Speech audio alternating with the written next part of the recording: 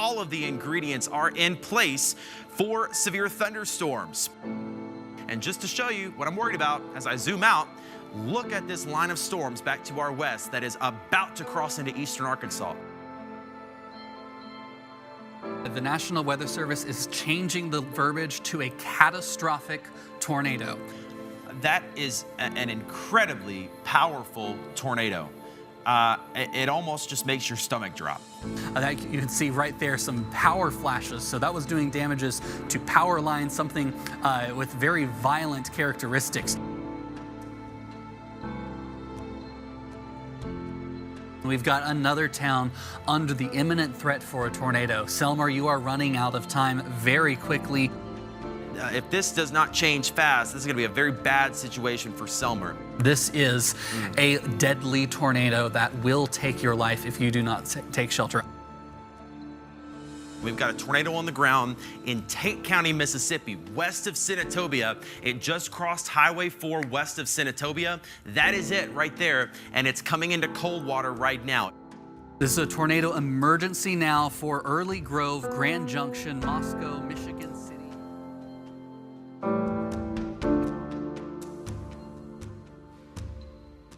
Thank you for joining us for One Week in April, an ABC 24 special on the Mid-South tornado outbreak. I'm Trevor Burchett. And I'm Kit Thomas. The first week of April 2025 brought several rounds of powerful, destructive, and deadly weather to the Mid-South. Yeah, Kit, it all started with a deadly tornado outbreak on the evening of April 2nd that carried into the early morning hours of April 3rd. And then another round of tornadoes struck on April 5th, and that came with significant flooding that continued for days. It didn't seem like it was going to end, and it turned out to be one of the most active periods of severe weather that the Memphis area has seen in decades. Meteorologists knew days in advance that this week in April was going to be one for the record books, and not in a good way. So let's take a look to the lead up of the event. The Storm Prediction Center predicted 6 days out a slight risk across not only the Mid-South, but all the way up to the Great Lakes and back into East Texas. They then upgraded it the next day on March 29th to a level 3 event, and it continued to expand from there. By the time we got to the day before the event on April 1st, we had a moderate risk, a level 4 out of 5, and the day of, a rare high risk was issued across the Mid-South, up to the lower Ohio Valley and back into southern Arkansas. Long track violent tornadoes were anticipated, and many were over 25 miles in length. Here's a look at the first day of those tornado paths. In total, we had 4 EF3 tornadoes right here in the Mid-South.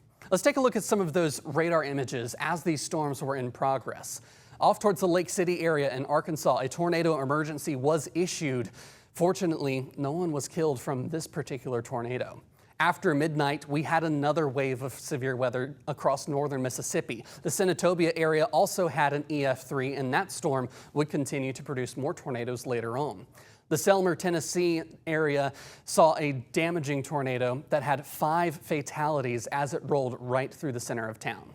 Of course, I said that Senatobia storm continued to produce more tornadoes. This is one of them. Outside of the Slade, Mississippi area, we had another tornado emergency. It would continue to kill 2 people in Fayette County and widely impacts the community of Grand Junction, Tennessee. All in total, there were 35 tornadoes surveyed by the National Weather Service just in their area across 4 days. But across 14 states, there were over 160 tornadoes. More than 50 people were injured and 9 people lost their lives. 5 of those deaths happened in McNairy County when an EF3 tore through the town of Selmer. The tornado touched down just after 12:30 a.m. Thursday morning and produced winds of 160 miles an hour.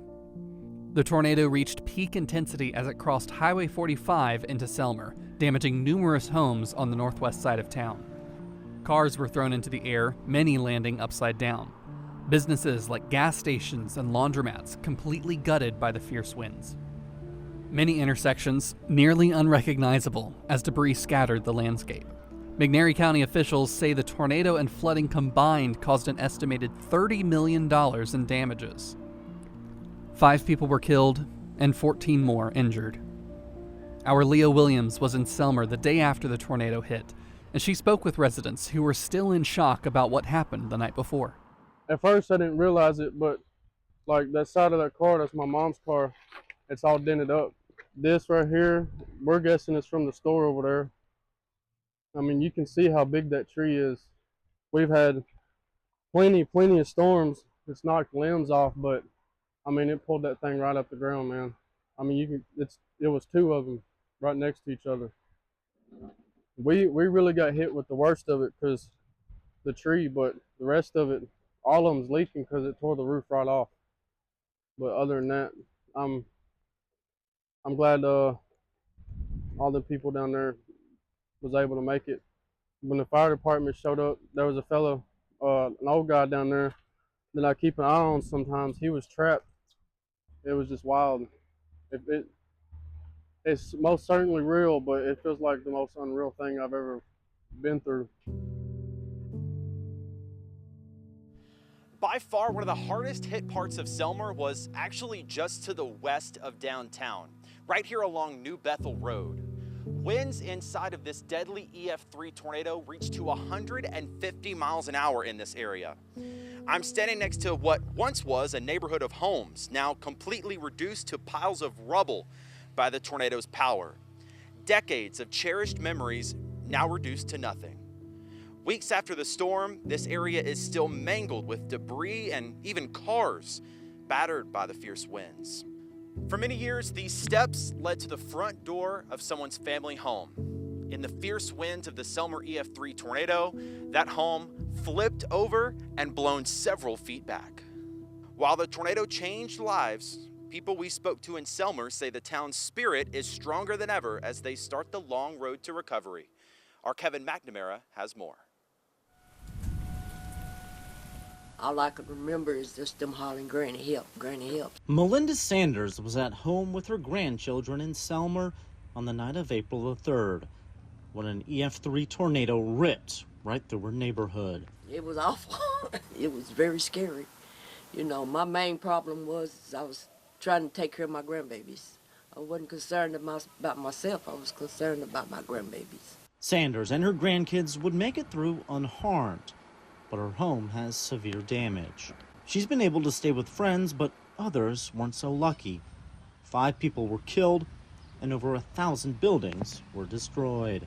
It's a lot. I mean, it's overwhelming, but we are working hard along with other cities, mayors that I'm so grateful for that has sent their trucks, knuckle booms, things out to help us because we couldn't have done it without them. Selmer Mayor Sherry Inman says many families are still living out of motels and other temporary housing. I pray for them every second and every day.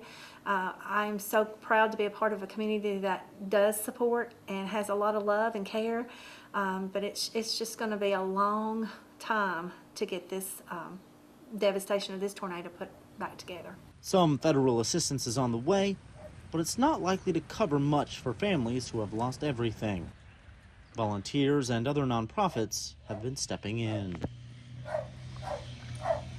Organizations like Jesus Cares of McNairy County are typically there for families when disaster strikes, providing urgent aid and financial assistance to help them when their homes are lost. But this time around, it's Jesus Cares that needs help. We feel pretty good. We met with the insurance folks, and we feel like that we've got, hopefully we've got enough coverage to rebuild. Billy Brown with Jesus Cares is also part of the new long-term disaster recovery team in Selmer, which will step in as insurance of last resort to help devastated families get back on their feet. The challenge, though, we've got is a lot of the people that were impacted by the tornado were renters. And so there's just not any rental property to replace that quickly. So they're going to be displaced for a while. Pile after pile of debris still litters the streets, entire blocks leveled by the tornado's mighty power. There's no estimate yet for when the cleanup will be complete. There's a lot of people in this community lost more than just cars, you know, lost their lives, and it's just a real vulnerable time. It tears into your heart. I want everything to go back to normal, everything to go back to normal, to be straight. And I'm just glad of all the ones that survived, and happy for my sister.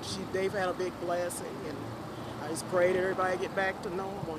In the meantime, the people of Selmer will keep picking each other up one by one. They've been here before, including just 2 years ago when another tornado hit. Melinda Sanders knows how lucky she really is. I'm grateful for the kindness of the community. Never knew McNair County people were this kind. I'm just so grateful to be here. I am. We're doing fine, so that's all that matters. I can replace this stuff. I can't replace us.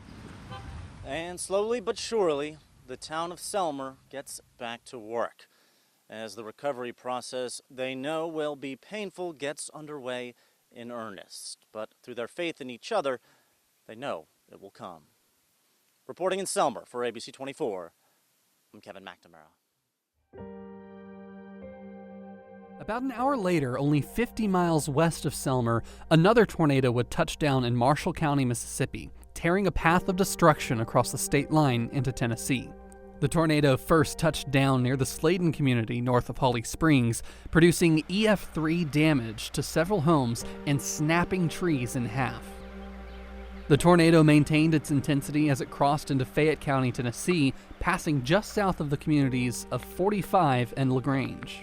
Just before 2 in the morning, a 911 call was received reporting that homes had been hit by a tornado in that area. First responders arrived and found a family's home that had been flipped by the tornado. A 48-year-old man and his 16-year-old daughter were both killed. ABC 24's Alicia Renee visited the neighborhood after the storm hit. Residents who lived nearby were heartbroken to hear the news that rocked their tight-knit community.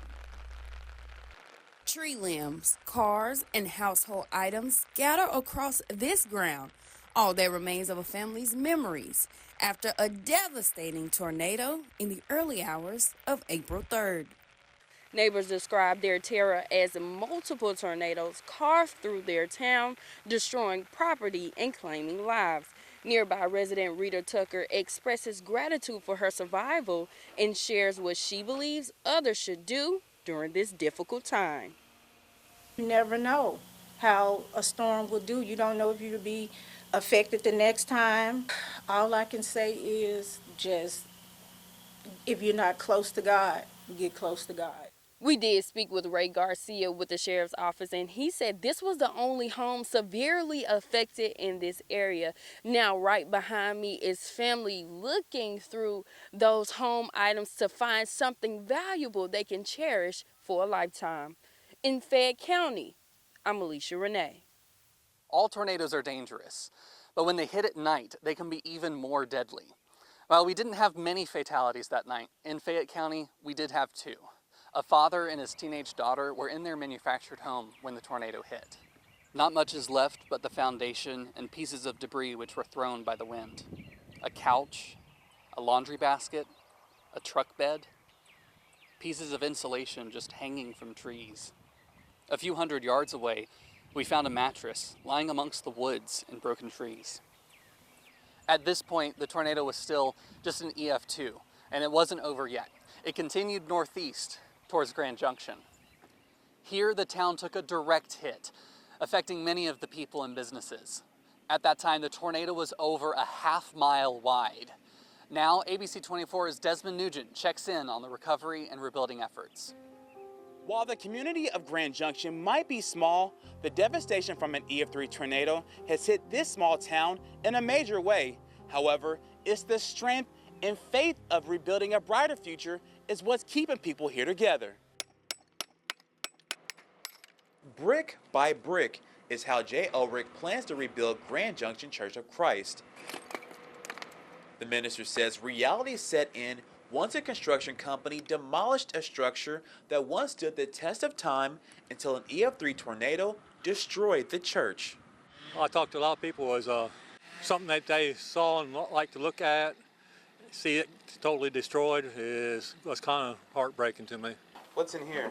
Ulrich is hoping to fully restore the church in 6 months. He's bringing along the pulpit, Bibles, and pews that withstood the tornado as a reminder of how far they've come. I am very thankful that we were able to salvage the pulpit and the Lord's table and save this portion of the building where we could, once we move this wall, we'll have a place to worship in. Hopefully we'll someday be able to stand back the older section of it. You take a tree this size, you're talking a lot of weight. The preservation of life has a different meaning for Patrick McGuire. During April's tornado, his sister-in-law was nearly blown away by the strong winds. The window where that gray tarp is was sucked out of the house. An 81-year-old lady was in that room, and it blew her into the living room, about 20 feet. She survived. McGuire says although his home is a long way from being rebuilt, knowing his family is still with him is all that matters. She's happy. Her daughter is happy. Her granddaughter's happy. Everybody's happy. Everything that was in there is gone now. Deborah McKinney wasn't so lucky. Her family was 8 months into renovating a pizza and sub restaurant in Grand Junction. A dream now with an uncertain future. Well, right now, we just really don't know, what we're going to do. Yeah, but hopefully in the future, we'll continue our dream. Despite all the debris and devastation surrounding her, she's grateful to have a roof over her head and a brighter outlook on what Grand Junction will become. My most important thing with all the devastation, the destruction of homes and businesses, was that we had no fatality. And I'm just looking for the new town. Even in the midst of all this, I'm, looking for a new Grand Junction.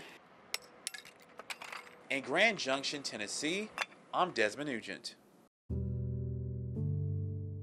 The same night, another tornado hit Tate County, Mississippi, about 30 miles south of Memphis. That tornado touched down in the middle of the night, just west of Senatobia along Browns Ferry Road and Highway 4. The tornado uprooted several trees along Cypress Corner Road and quickly became the strongest tornado of the night, a powerful EF3 with winds of 165 miles an hour. Several homes were destroyed on Waverly Circle before the tornado crossed Highway 51 and Interstate 55 between Senatobia and Coldwater. 3 people were hurt in this tornado, but fortunately, no fatalities were reported. When the tornado warning was issued and Senatobia officials went to sound the sirens, what they got was silence. The siren system failed that night, as a large tornado was minutes from town. ABC 24's Desmond Nugent caught up with one man who says an alert on his phone likely saved his family's life.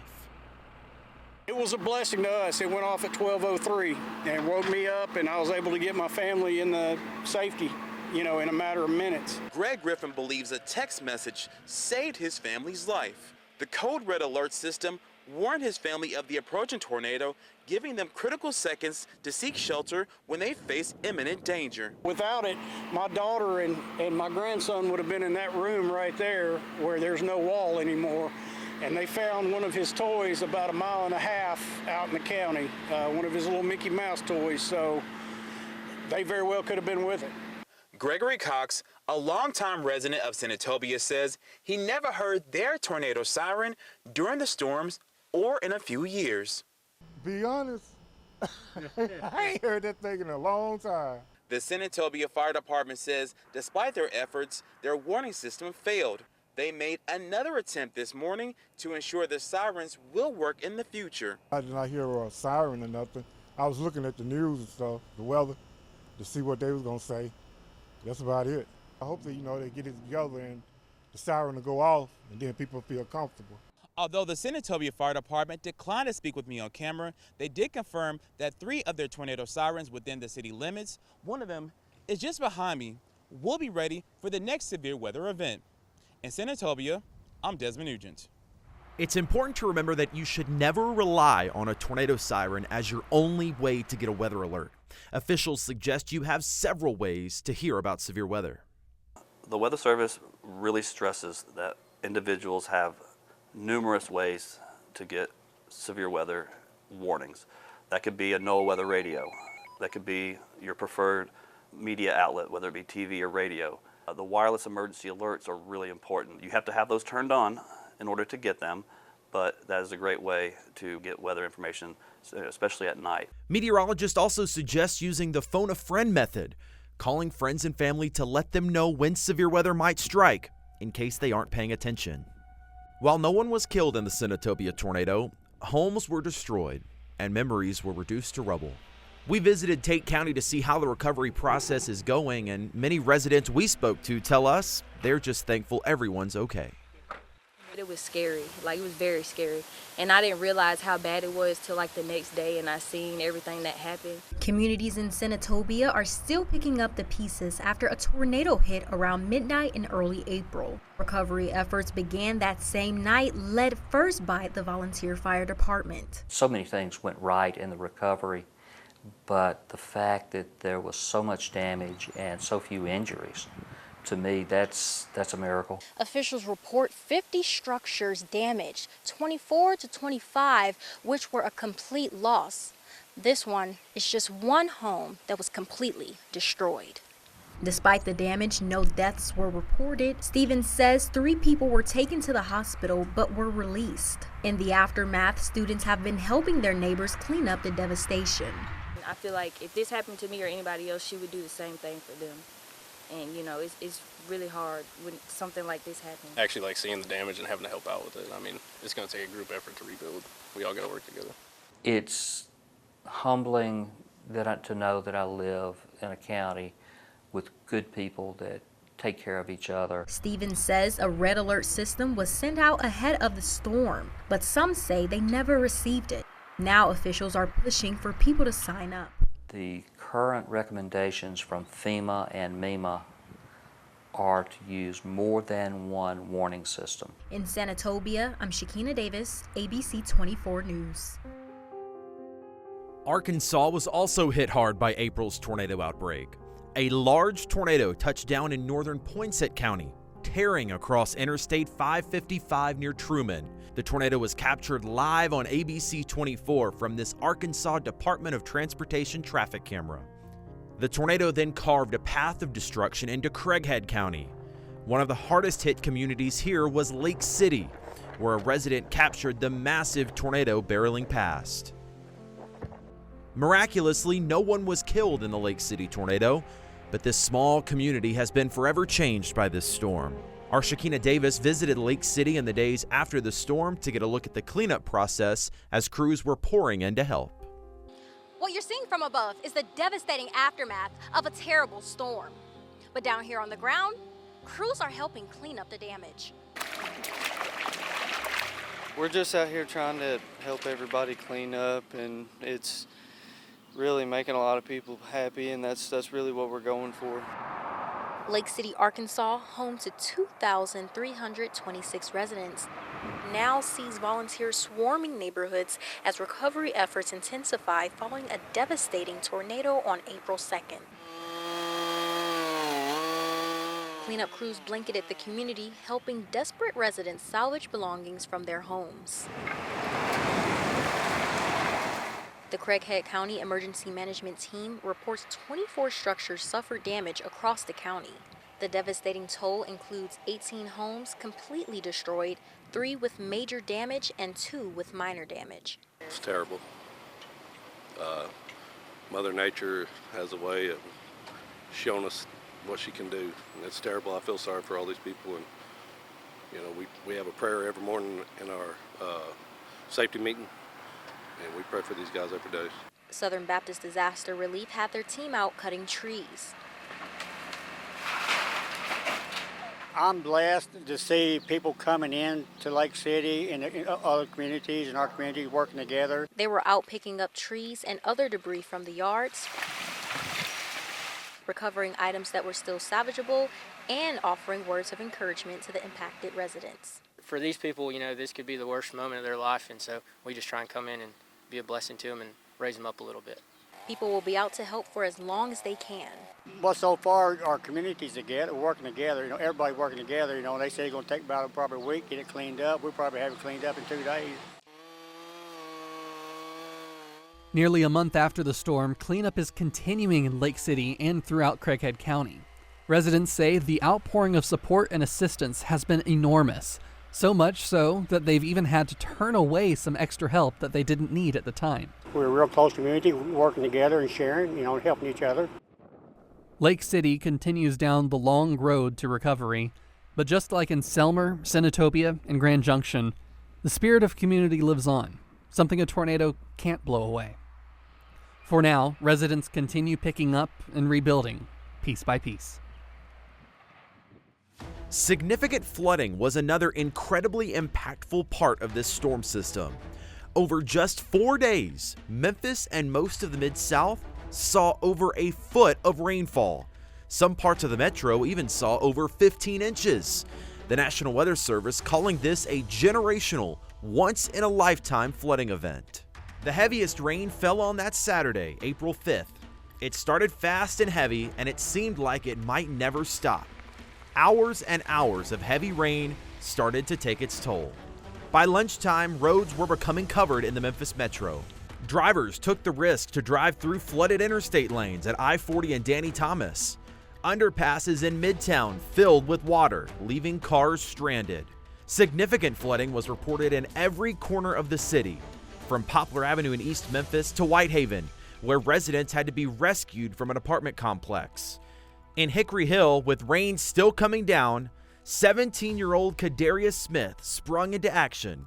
With water approaching front doors, he didn't hesitate to jump in the water to unclog storm drains, likely preventing more damage to nearby homes. Just one example of the spirit of neighbors helping neighbors through tough times. This 4-day deluge of heavy rain and thunderstorms finally ended late on April 5th. But the worst of the flooding was just beginning. All of that heavy rain filtered into nearby rivers and waterways, causing many of them to rise to flood stage.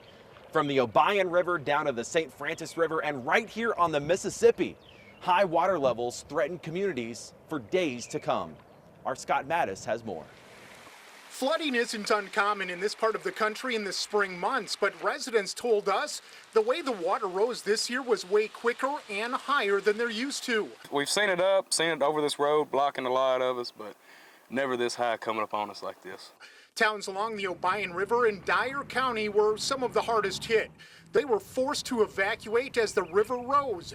Several homes inundated with water. A week later, once residents were allowed back into their homes, it was hard for some to figure out where to start the cleanup. It's a little overwhelming when you see all this water in your house and the damage done and think about rebuilding. Rivers also rose in the Memphis area. The Wolf River and Loosahachie Rivers both quickly reaching flood stage, covering roads and forcing the closure of parks and greenways. In Arkansas, rising water led to rescues from both houses and cars in West Memphis. This in the days after the storm. And not far away in Earl, dramatic scenes as water covered Highway 64. Officials placing sandbags down to prevent the water from getting any closer to nearby neighborhoods. North Mississippi wasn't spared either. Officials in Walls were forced to close part of Highway 61 due to the flooding, which put a strain on local businesses there. We didn't even get 200 customers yesterday. And what do you normally get? Normally we get 500 customers. Most small rivers and waterways crested within a week of the heavy rain, allowing water levels to fall. That water then filtered into the Mississippi River, which stayed above flood stage for another month after the storms. Flooding took the lives of at least 2 people in the Mid-South. A 74-year-old man drowned when he was swept away by fast-moving flood waters in Tipton County. And in Lauderdale County, a man jumped into flood waters to try and save a child from the current. He was able to rescue the child, but the man was overcome by the waters and did not survive. For ABC 24 News, I'm Scott Mattis. Of course, our hearts continue to be with the families and communities that were forever changed by these deadly storms and severe flooding of April 2025. Tornadoes tore paths of destruction across the Mid-South, and flooding forced people out of their homes. The cleanup and recovery process will take a long time. Yeah, that it will. We will continue to be with you over the coming months and years to follow your rebuilding process and to find more of those stories of hope and resilience. There may be some days that it doesn't feel like it, but we will get through these tough times, and we will get through them together. Keep looking for the helpers, and if you can, be that helper to your friends and neighbors. Thank you for joining us as we looked back on 1 week in April.